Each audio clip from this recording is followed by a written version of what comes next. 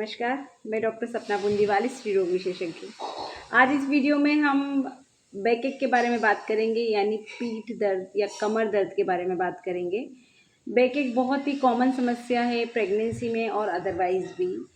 अगर आप antenatal period में या प्रेगनेंसी में हैं तो बैक एक बहुत ही आम समस्या है जो कि कॉमन और नॉर्मल होती है, लेकिन वो बहुत ही स्ट्रेस देती है क्योंकि हम सो नहीं पाते, हम वर्क नहीं कर पाते हैं। तो हमें बैक एक के लिए कौन सी एक्सरसाइज और योगा करना है जिससे कि हमारा बैक एक कंपैरेटिवली कम हो और हमारी प्रेगनेंसी स्मूथली निकले। इसके अलावा भी जो प्रेग्नेंट नहीं है महिलाएं, उनके लिए भी ये वीडियो बहुत इंपॉर्टेंट है क्योंकि इसमें जो योगा अभ्यास बताया है वो अगर हम फॉलो करेंगे तो हमारा बैक एक काफ़ी ठीक हो जाएगा। तो अंत तक वीडियो को ज़रूर देखें।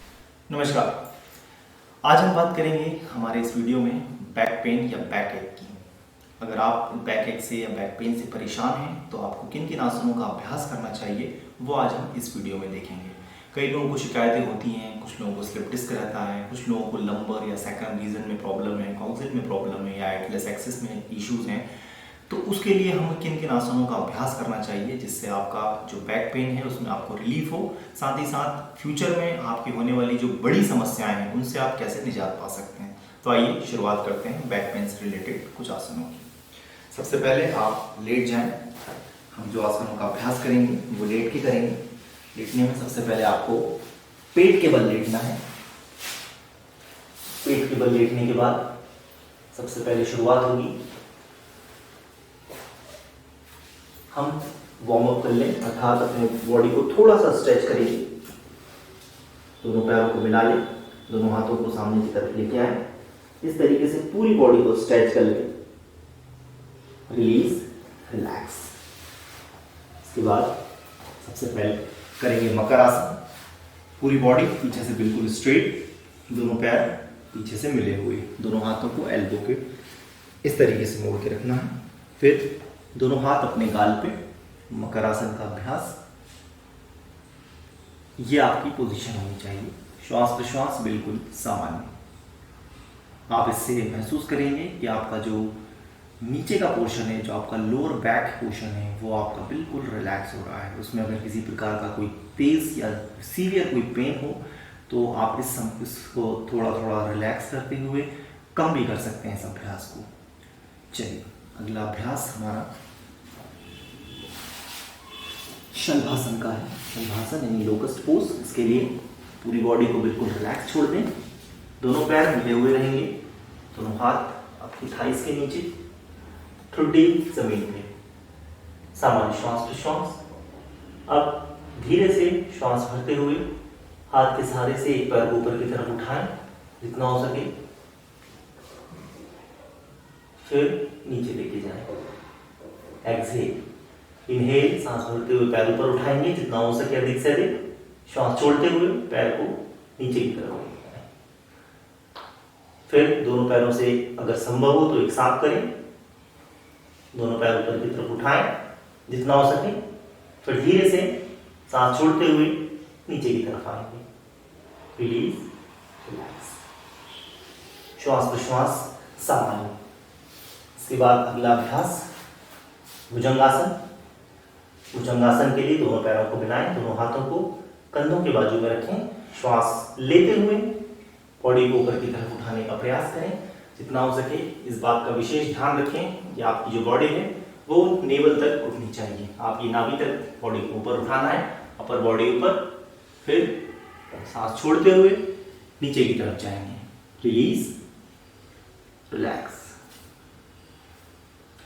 इसी क्रम में अगला अभ्यास तिर्यक भुजंगासन का है, अर्थात धीरे से सांस भरते हुए दोनों हाथों को ऊपर की तरफ ले जाएं। फिर लेफ्ट साइड टर्न होंगे,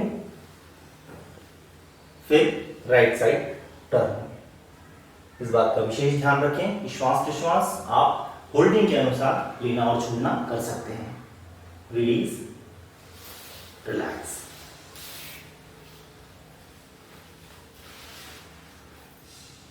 अगर आपको कोई थकान हो रही हो तो कुछ सेकंड्स के लिए आप अपने अभ्यास को और बीच में रोक सकते हैं। श्वास प्रश्वास सामान्य।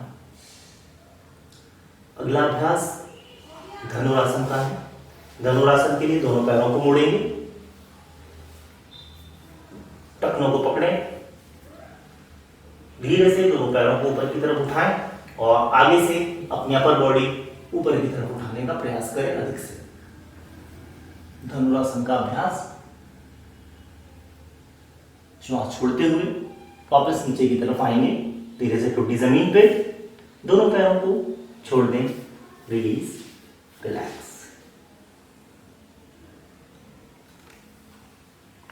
उसके बाद अगला अभ्यास रिलैक्सेशन पोज, अद्विकासन।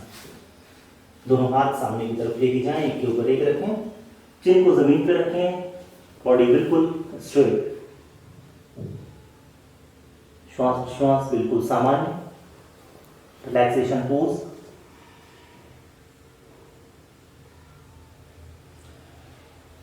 चलिए, इसके बाद अब सीधे लेट जाएंगे,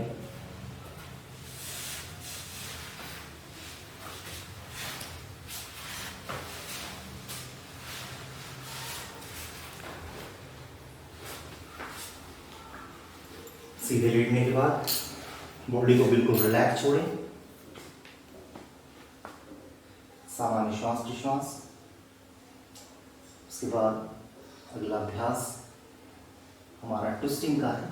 ट्विस्टिंग के लिए दोनों हाथों को सिर के नीचे लेके जाइए, दोनों पैरों में गैप करें। सबसे पहले एक पैर को दूसरे पैर की तरफ मुड़ते हुए लाना है, अर्थात आपका जो उल्टे पैर का घुटना है वो आपके सीधे पैर के पंजे पर टच करे। फिर आपका सीधे पैर का जो घुटना है वो उल्टे पैर के पंजे के पास आए। इस प्रकार से आप श्वास प्रश्वास सामान्य रखते हुए इसका अभ्यास कर सकते हैं। अब दोनों पैरों को मिला लें, दोनों हाथ सिर के नीचे रहेंगे, सामान्य श्वास प्रश्वास। अब दोनों पैरों को एक तरफ लेके जाएं और दूसरी तरफ देखने का अभ्यास करें।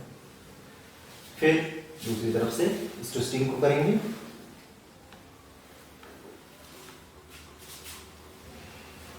आप अपनी सुविधा अनुसार कम या ज्यादा कर सकते हैं। श्वास प्रश्वास बिल्कुल सामान्य रहेगी। Release, relax. गहरी सांस लीजिए और छोड़िए। इसके बाद एक तरफ करवट लेते हुए उठ के बैठ जाएंगे।